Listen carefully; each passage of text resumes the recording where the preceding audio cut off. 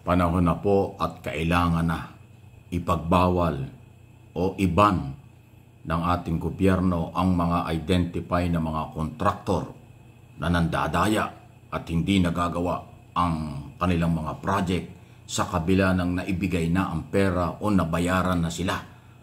Sa matagal ng panahon at paulit-ulit na kalokohan ay nangyayari po.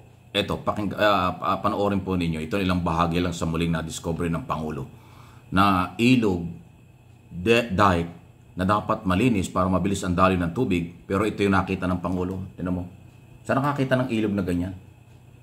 Saan ka nakakita ng ganyang klase? Ano, pinakita ng ABS-CBN, no? Di ba? Salamat sa ABS na nakita niya. Ayan, no? Ayan, no? Yung madaming damong yan, yan yung dapat dadaan ng tubig. Eh, bakit ang dago ng damo? Bakit ang dami ng damo? Ibig sabihin, walang naglinis, walang ginawa na project. Ay, ang purpose dyan, linisin yung daanan ng tubig na yan. Wala dapat damo, puro tubig yan. Para anytime na may dumating na ulan, ay tutuloy-tuloy ang baha. Ano diyan dadaan ng tubig at hindi babaha? Eh, kaya hindi makadaan ng tubig, puro naging bukid na eh. Ayan po nakikita yung green na yan. Yung maraming damong yan, naging bundok na. Yan yung dapat daanan ng tubig. Walang naglinis. Hindi lilinis ng kontraktor. Sa kabila ng kasama yan doon sa kontrata. Nagpapatunay lang po na talagang maraming kalokohan. Ayan o. Antindi. Diba? Punta ko dito magbangka.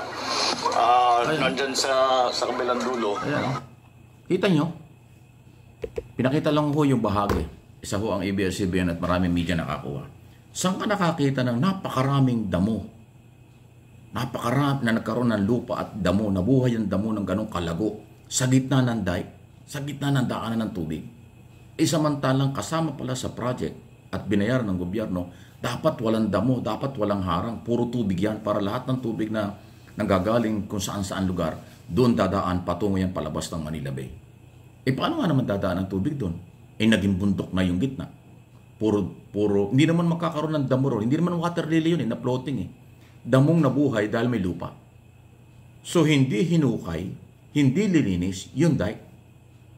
Pinabayaan ng kontraktor at ng public works sa kabila ng may pera at nabayaran sila para sa naturang proyekto. Hindi lang naman po pagkukumpuni ng dike, pagkukumpuni ng mga daan ng tubig. Kasama dyan ang paglilinis ng mga kanal, ng mga daan ng tubig. Dapat walang water lily, walang damo, walang lupa, lahat puro tubig lang ang dadaan dyan. Hindi na nga makadaan yung tubig kasi nga naging bundok na. Naging sakahan na yung gitna. Bakit ang dami ng damo? At yung damo na inyong nakita, napakalago, hindi yan nabuhay ng overnight lang. Hindi nabuhay yan ng 1 linggo, 2 linggo lang. Ibig sabihin, taon na yan. Na hindi hinukay, hindi tinanggal ng kontraktor na binabayaran ng gobyerno galing sa pera ng bayan. Kaya yan po yung aking sinasabi, tina-justify, panahon na para ipagbawal na itong mga kontraktor na ito na sumali sa mga bidding at proyekto ng pamahalaan. Yan ang pinakaunang sanksyon na dapat gawin. Maliban pa, ipahil ang kaso, kasuhan ang kontraktor at mga kinaukulan sa gobyernong kasapakat diyan sa kapalpakan, sa flood control, dike at iba pang programa ng gobyerno. Kaya ho natin inaaraw-araw itong issue ito kasi po hindi ito fake news, talagang totoo ito.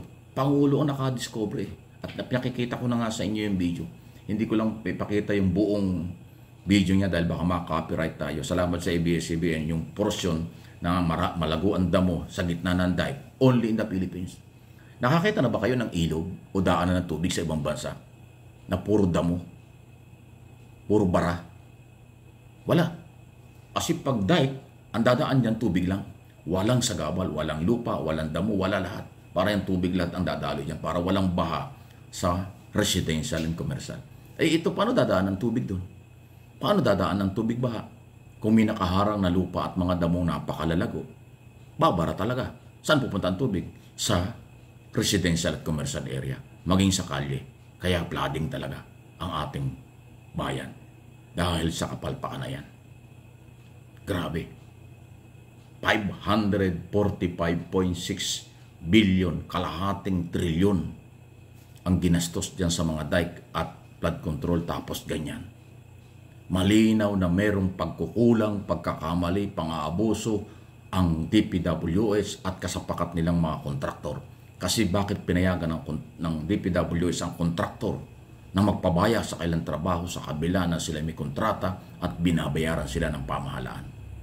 Yung obligasyon at trabaho ng Public Works na magkaroon ng inspeksyon, magkaroon ng pagsusuri sa mga project, hindi ginawa kasi hindi mabubuhay yung damo. At gano'ng karaming damo sa gitna ng daanan ng tubig. Kung yan ay nililinis at kung merong inspeksyon na ginawa, hindi dapat. So walang ginawa. Kung meron mang ginawang inspeksyon kuno ang DPWS, wala. Tapos ginawa lang ang report na Mr. President, okay na Mr. President, tapos na yung project. Hindi naman pala.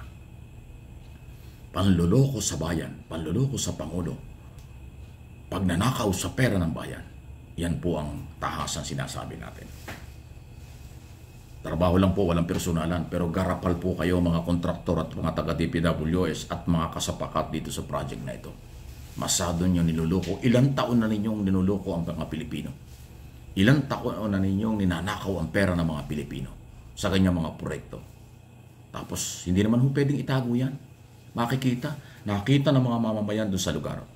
Nakita ng Pangulo nung magpunta ng personal. Ilang ilang flood control program sa buong bansa, napakarami. Kaya bang ikutin niya ng Pangulo lahat? Hindi. Dahil walang oras o kulang sa panahon. At kailangan ba na ang Pangulo ang mag-inspeksyon? Hindi. Dapat Public Works Secretary, Public Works Official ang makadiscover niyan. Bakit kailangan ang Pangulo pa ang makadiscover? Anong ginagawa ng Public Works Secretary at mga opisyal? Nagpapalaki, nagpapalamig sa inyong mga opisina? Tumatanggap na lang kayo siguro ng mga regalo mula sa mga kontraktor, pero hindi nyo binabantayan yung actual project na nakuha nilang proyekto na ginagastusan ng pera ng mamamayan. Kaya nga aking sinasabi, mag-resign na or sibakin mo na, Mr. President, ang mga taga-DPWS. Magpalit na kayo ng mga regional director, provincial director, district engineer, mga YOSEC, ASEC at Public Works Secretary mismo. Kasi malinaw na meron silang kapabayaan. Malinaw na sila'y nagbulag-bulagan. Naniwala at gumawa ng report na hindi nila nakita yung totoo o aktual na proyekto. Walang project, kumpleto ang report. Pag kumpleto ang report, ibig sabihin, kumpleto rin ang bayan. Wala naman palang project na matino. Di ba? Kalokohan yan. Kalokohan po yan, mga kaibigan. Kaya po, huwag tayong magsawa na i-expose itong ganito. Huwag tayong magsawang ipanawagan ang dapat gawin ng gobyerno under the law. Panagutin ang lahat. Kasi hindi ho makukuha yan. Hindi baliwala yan kung puro interview at puro press release. Kailangan dalhin sa korte ang kaso. Panagutin ang mga identify na politiko, kontraktor at mga taga-gobyerno kasapakat nito.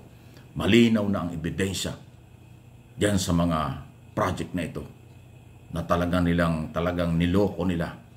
Hindi nila ginamit ng tama ang pera. At nasan yung pera? Dapat ibalik yan.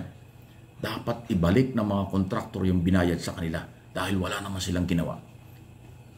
Kung meron man ginawa, kaunti lang. Paano naman yun? Malupit po yan. Please like, share, and subscribe. Follow sa ating po mga channel.